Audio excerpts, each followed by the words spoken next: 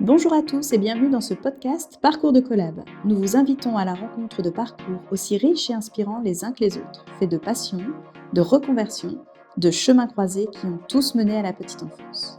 Rigolo comme la vie, le réseau de crèches et micro-crèches qui met l'enfant au cœur de sa raison d'être, vous embarque à la découverte de ses collaborateurs. Merci Émilie. Alors, avant toute chose, est-ce que tu veux bien te présenter, s'il te plaît? Je m'appelle Émilie, je suis auxiliaire de péculture. Depuis 2018, j'ai rejoint Rigolo comme la vie. J'ai commencé à Léon Marlot, une crèche d'entreprise à Roubaix. Et pendant 2 ans, du coup, j'ai pu découvrir les valeurs Rigolo comme la vie.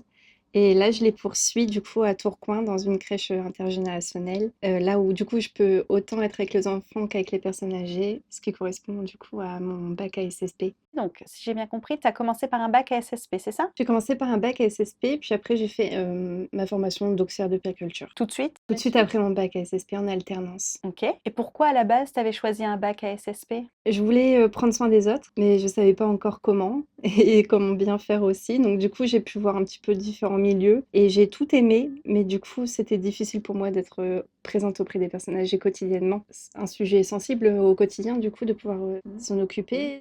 Ouais, on en arrive au bout de ton parcours, là où tu nous dis, là, aujourd'hui, tu es sur la crèche Rigolo comme la vie de Tourcoing, qui est une crèche avec le projet Intergé, Oui. crèche qui est située au cœur d'un EHPAD, c'est ça? Oui, on a des visites, des résidents. Aussi, nous, on rend visite du coup à la résidence. Donc, il y a des temps d'échange, que ce soit des deux côtés. Et on a vu des moments de complicité, des moments de pleurs, des moments de rire. Que de l'émotion. Et je pense pas que je trouverais ça ailleurs dans une autre crèche. Rigolo comme la vie, déjà, c'est la seule dans le Nord. Mhm. Et puis, avec ses valeurs communes, c'est exceptionnel. Ouais, c'est vrai. Et après, c'est comment l'intergé peut vivre partout ailleurs sans être dans un EHPAD aussi, hein. Mais j'entends qu'en tout cas, c'est un sujet qui te tient à cœur et où tu te retrouves pleinement aujourd'hui ici. On revient un peu sur le cœur de ton parcours. Donc, ton bac SSP, tu passes du coup ton diplôme d'auxiliaire de puériculture pour être dans la pleine vie. Oui, c'était 3 jours crèche et 2 jours école, où du coup, je passais mes modules. Ok. C'était sur un an. En alternance, En donc. alternance, oui. Et du coup, après un an, après des modules réussis, validation et puis, un petit peu de CDD auparavant et jusqu'à ce que je puisse me retrouver dans un groupe qui me correspond. Et donc, c'est là où tu arrives chez nous, c'est ça? C'est là où je suis arrivée ici, Ouais. après une journée de recrutement. Mhm. En fait, on m'avait conseillé du coup, le groupe et puis du coup, je m'étais dit: «Bon allez, ça peut peut-être me ressembler». De toute façon, j'étais pas tellement OK dans le milieu où j'étais et donc du coup, là, je me suis, demandé, alors c'est quoi ces valeurs? Comment on les vit? Et du coup, je les ai vécues. J'ai trouvé ça étonnant au début et au final, tout a pris sens quand j'ai compris la pédagogie positive. Tout m'a paru normal au fur et à mesure du temps. J'ai trouvé les sens derrière tout ça et surtout les bienfaits, que ce soit pour, l'équipe, les parents et les enfants surtout. Tu t'es trouvée à ta juste place. Mmh. Et donc, petite pause maternité, c'est ça? 2 pauses 2 maternité. pauses maternité, ouais.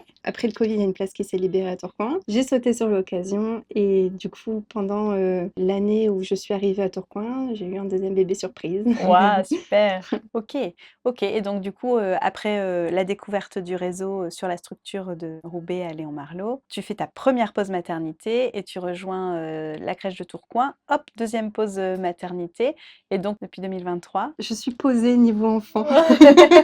En tout cas, côté personnel. C'est ça. Par contre, ici, tu as la richesse de, J'ai la richesse de pouvoir voir encore, des bébés évoluer et partager en équipe. Même si une équipe change, une équipe évolue, c'est bien de grandir ensemble.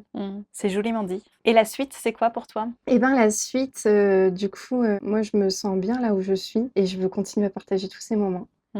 Je pense pas que je me lasserai, en tout cas un jour, de tout ce que je vis ici. Et après, bien sûr que du coup, tu peux évoluer avec des projets d'éveil. Donc moi, j'ai un projet d'éveil sur la nature ici. C'est pas parce que tu as une fiche mission Oxy que tout est basé hygiène, sécurité, santé, tu peux te faire plaisir autrement. En fait, en tant qu'Oxy, tu peux du coup créer des animations, des actions de prévention à la santé. Si tu observes que l'équipe, elle se positionne mal, dans la journée, si tu observes que là, le brossage des dents, il mord la brosse à dents plutôt que de frotter, tu dois toujours veiller. Si tu vois que la désinfection, elle traîne, tu sais plus comment motiver ton équipe, bah, tu trouves plein de petites stratégies. Par exemple, pour la désinfection, j'ai une petite éponge, Sponge Boost, ça s'appelle. Et celle qui reçoit l'éponge, c'est un boost pour que du coup, elle puisse être motivée à la désinf. Super. Par rapport au brossage des dents, il y a des semaines d'hygiène bucco-dentaire, il y a des semaines aussi sur la prévention des microbes, pour le lavage des mains. Et il y a des semaines par rapport au potager, éveil. Il y a le sens derrière tout ça, en fait, derrière passer du temps à l'extérieur. Et du coup, tu passes du temps avec les familles, donc le lien aussi avec les familles se crée. Et du coup, par rapport à ce côté santé, bah, j'avais observé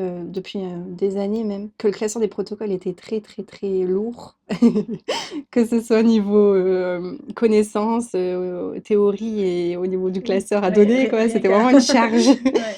Et du coup, je m'étais dit, mais comment faire? Et surtout, comment me motiver parce que c'était un gros sujet. Et j'ai détaillé chaque protocole. J'en ai fait des questions, des cartes. Et donc, du coup, c'est un jeu qui permet de prendre des temps de jeu de 20 minutes à peu près. Moi, je fais ça toutes les semaines avec mon équipe. On joue à tour de rôle. C'est pas ciblé, c'est vraiment on répond ensemble. Donc, personne n'est Collectif. c'est collectif, c'est bienveillant et ça donne envie en fait de retenir les protocoles enfin et de pas forcément les retenir tous les 6 mois parce que des fois il t'arrive un pépin, tu dis ok on va relire parce qu'on sait plus, on l'a lu il y a 6 mois et on en a lu tellement. Ça met une belle dynamique en tout cas d'équipe et c'est bien que ça marche, ça valorise tous les efforts de la création du jeu. C'est vrai, ouais, bravo à toi, hein. Moi, j'étais bluffée quand on m'a expliqué ce que c'était, Protofun, c'est chouette comme projet. Ouais, je suis vraiment enthousiaste à l'idée que ça puisse se partager aussi comme ça, c'est pas que l'équipe de Carrément, tour ouais. qui puisse faire ça dans la dynamique et que ça donne envie en fait, que les protocoles donnent envie.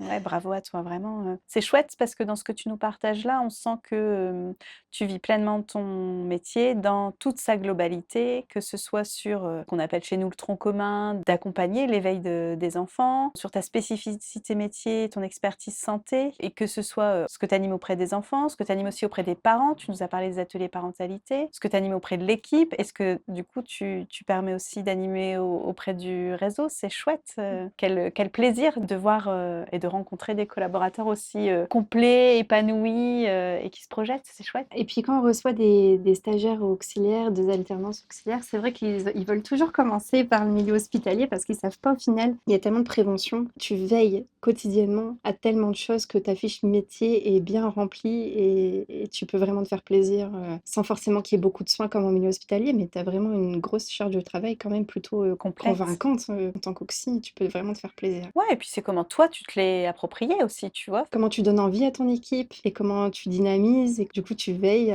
discrètement à ce que tout soit dans l'ordre. Ouais, c'est chouette, bravo, encore bravo à toi, ouais. Merci. Merci. Merci pour votre écoute. N'hésitez pas à découvrir les autres parcours de collab tout aussi inspirants. Et qui sait, vous serez peut-être le prochain à nous partager votre parcours, car tous les chemins mènent à la petite enfance. À très vite chez Rigolo comme la vie.